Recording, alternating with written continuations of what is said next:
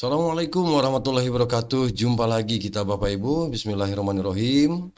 Bapak Ibu, kali ini kita akan coba untuk mengangkat dan mengkaji lagi Bapak Ibu.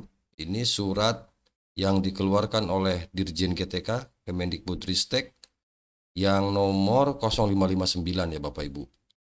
Ada 4 poin penting tentang administrasi PMM. Dan tentu ini harus diketahui oleh Bapak Ibu Kepala Sekolah dan guru.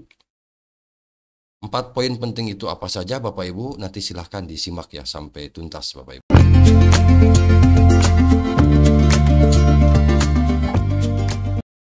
Oke Bapak Ibu, izin ya admin untuk membacakan informasinya Bapak Ibu. Surat edaran nomor 0559 Bapak Ibu tentang surat edaran pengelolaan kinerja guru dan kepala sekolah yang dikeluarkan tanggal 2 Februari ya 2024 kemarin.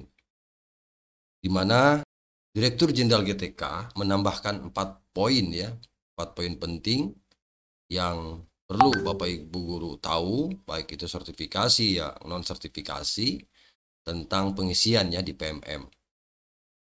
Nah, menanggapi hal-hal yang masih terdapat miskonsepsi, kesalahpahaman ya terkait dengan pengelolaan kinerja di platform Merdeka Mengajar ini tentu menjadi ramai ya diperbincangkan oleh teman-teman guru dan kepala sekolah di lapangan. Nah, hal ini menjadi penjelasan agar tidak terjadi miskonsepsi oleh para guru dan kepala sekolah di seluruh Indonesia tentu. Jadi, selain itu juga Bapak Ibu para pejabat di dinas ya terkait baik itu di provinsi ya dinas provinsi termasuk juga dinas pendidikan kabupaten kota agar tidak mengalami miskonsepsi yang membuat guru dan kepala sekolah sebagai pelaksana kebingungan. Nah, di sini coba kita simak Bapak Ibu 4 poin itu dan nanti kita tanggapi. Mohon masukan Bapak Ibu ya, kemudian sarannya kira-kira apa pendapat Bapak dan Ibu terkait dengan 4 poin ini ya Bapak Ibu. Yang pertama adalah batas waktu penyelesaian atau batas waktu untuk menyelesaikan perencanaan kinerja guru dan kepala sekolah ini diperpanjang hingga 31 Maret 2024. Oke, kita sepakat ya ada 1 bulan ke depan untuk teman-teman yang belum mengisi ada kesempatan. Disampaikan di dalam surat itu ada 93% ya kepala sekolah yang sudah berhasil, guru yang sudah berhasil mengisi perencanaan SKP ya, sasaran kinerja pegawai untuk periode Januari sampai Juni 2024 Bapak Ibu. Kemudian ada 7%-nya lagi guru dan kepala sekolah yang belum berhasil. Kesempatan ini untuk memasukkan SKP periode Januari sampai Juni ya dalam aplikasi PMM masih dibuka sampai tanggal 31 Maret 2024. Di konten sebelumnya memang admin sudah pernah bahas ya, mengapa terjadi hal-hal yang semestinya tidak terjadi ya di teman-teman guru dalam fase pengisian. Nah, 7% itu mungkin banyak kendala ya. Mungkin ada lupa akun belajarnya, baik passwordnya, kemudian atau terhapus akunnya, dan banyak lagi. Ya, karena mungkin terkendala sinyal, terkendala jaringan internet ya. Karena memang di tiap daerah ini berbeda-beda aksesnya gitu. Nah, ini juga akan mengakibatkan terkendalanya saat memasukkan pengelolaan kinerja atau RHK di periode Januari sampai Juni 2024. 7% luar biasa banyak ini 7% itu Bapak Ibu kalau ya seluruh guru-guru yang ada di seluruh Indonesia ini banyak sekali. Nah, ini Bapak Ibu. Jadi ada batas waktunya diperpanjang. Oke. Yang kedua, PMM bukan pekerjaan administrasi tambahan. Nah, kalau bukan pekerjaan administrasi tambahan berarti wajib dong, ya Bapak Ibu. Ya, apakah begitu? Nah, coba kita baca penjelasannya. Sistem aplikasi platform Merdeka Mengajar atau PMM merupakan alat bantu. Merupakan alat bantu yang disediakan bagi guru dan kepala sekolah untuk meningkatkan kualitas kinerja dan kompetensi secara berkelanjutan. Sebagai alat bantu, fitur-fitur dalam PMM seperti pelatihan mandiri, refleksi, kompetensi, bukti karya, kemudian komunitas tidak bersifat wajib, kemudian tidak memiliki tenggat waktu, dan bukan merupakan pekerjaan administrasi tambahan bagi guru maupun kepala sekolah. Nah, lalu bagaimana dengan kewajiban guru mengumpulkan minimal 32 poin? Bahasanya kan wajib minimal mengumpulkan 32 poin. Sementara di sini PMM bukan pekerjaan administrasi tambahan. Ini kan jelas terjadi miskonsepsi ya. Terjadi kebingungan di bawah. Katanya tidak wajib, ya, bersifat tidak wajib, tetapi ada tuntutan kewajiban harus mengumpulkan minimal 32 poin. Itu Bapak Ibu. Ditambah lagi di poin yang ketiga ya Bapak Ibu. Di poin yang ketiga itu adalah pengisian SKP periode Januari sampai Juni di PMM itu tidak mempengaruhi pencairan TPP semester ini. Betul memang. Tapi untuk semester yang akan datang kan harus menggunakan PMM ini begitu.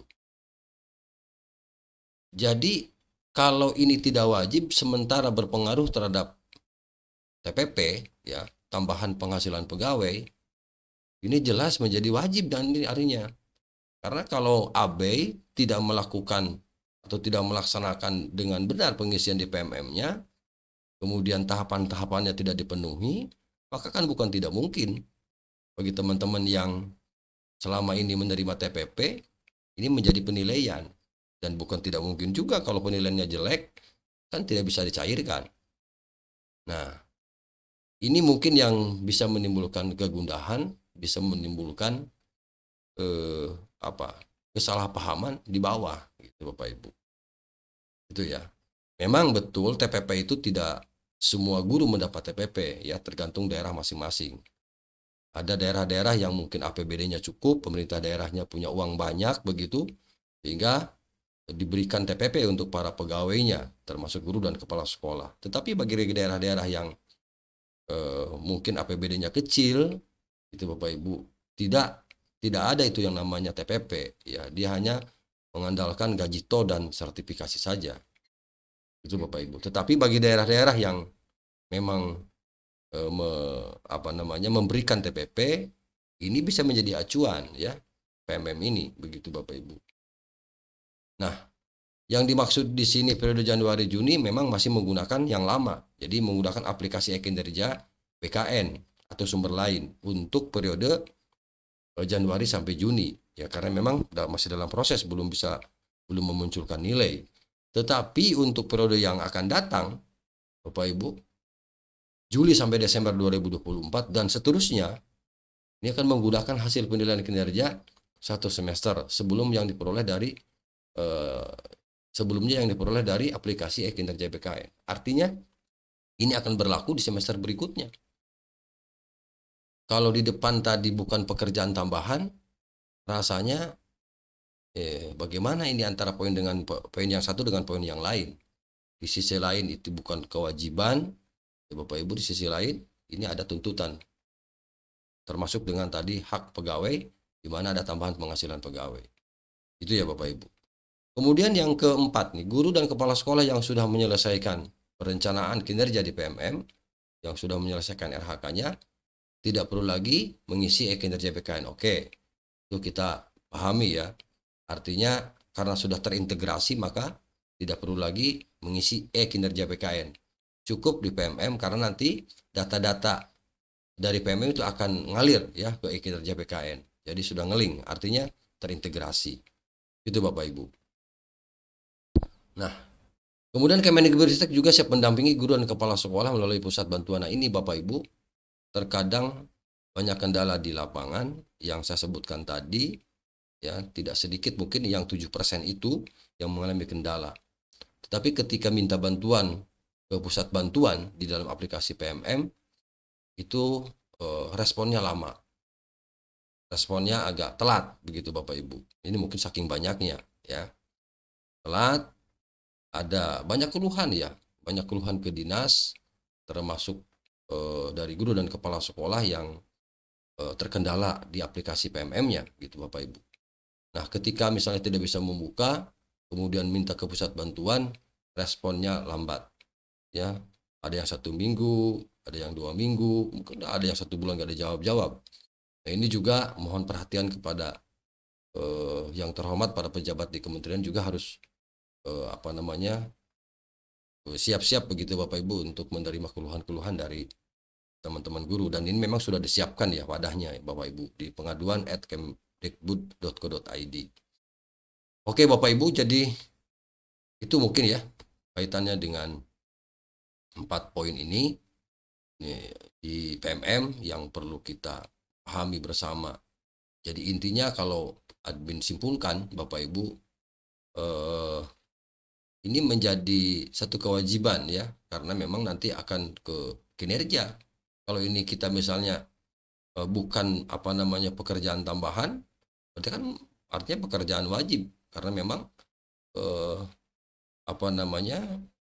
nilai kita, kemudian poin kita di dalam proses kinerja kita nanti akan dinilai lewat PMM ini begitu. Kalau misalnya jelek, maka akan berpengaruh, menurut Albin akan berpengaruh kepada yang lain-lain seperti TPP ya, termasuk juga mungkin ke sertifikasi. Kenapa? Karena SKP Bapak Ibu, syarat untuk pencairan sertifikasi itu 2 tahun SK 2 tahun penilaian kinerja kita harus baik.